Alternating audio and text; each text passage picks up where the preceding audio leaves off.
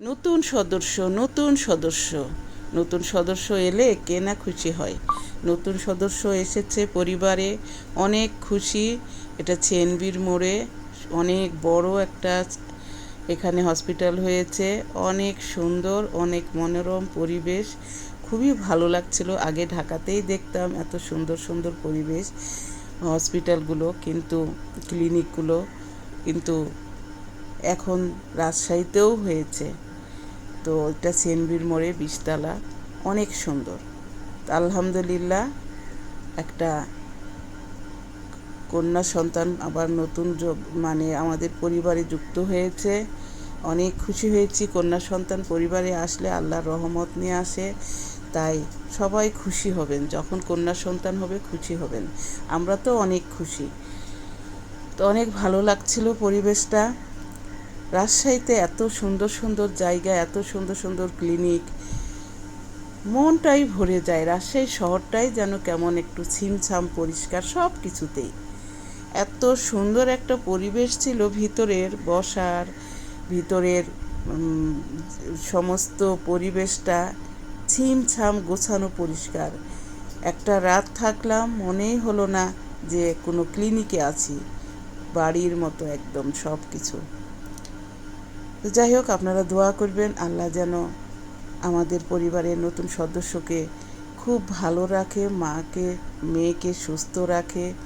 দেখেন, আমি 10 তলা থেকে ভিডিওটা নিচে দেখাচ্ছি, কত সুন্দর পুরো বিল্ডিংটায় কাচের।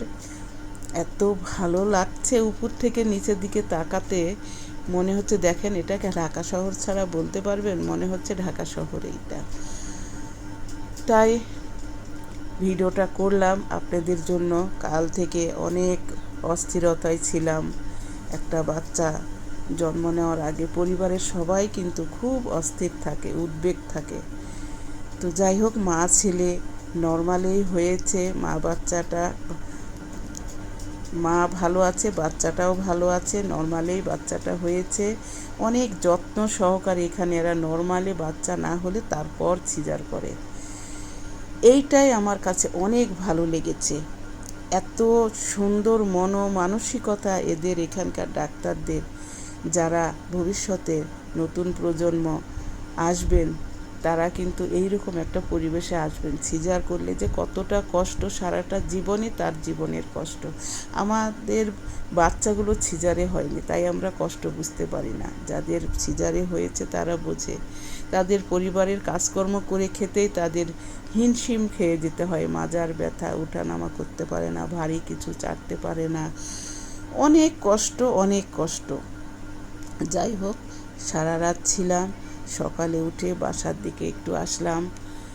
তো নর্মালে তো দুপুরের মধ্যে ছেড়ে দিবে, তাই আমি চলে আসলাম। ওখানে আরও বাদবাকি যারা আত্মীয় স্বজন গেছিলো তারা আছে, আমার বিয়ান আছে, আমার ছেলে আছে। আমি আর একটু বাসায় আসলাম। বাসায় এসে তারপর সন্ধ্যায় যখন আসবে ওরা, বিকালে দুপুরের পর, তখন রাতে আবার দেখতে যাব। আমরা লিফটে নেমেছি, আর একতলা আবার আমি ইচ্ছে করে সিঁড়ি দিয়ে নেমেছি আপনাদেরকে দেখাবো বলে। দেখেন কত সুন্দর, ছিমছাম, পরিষ্কার, এত ভালো লেগেছে আমার। তো যাই হোক, আপনারা সবাই দোয়া করবেন আল্লাহ যেন সবাইকে সুস্থ রাখে।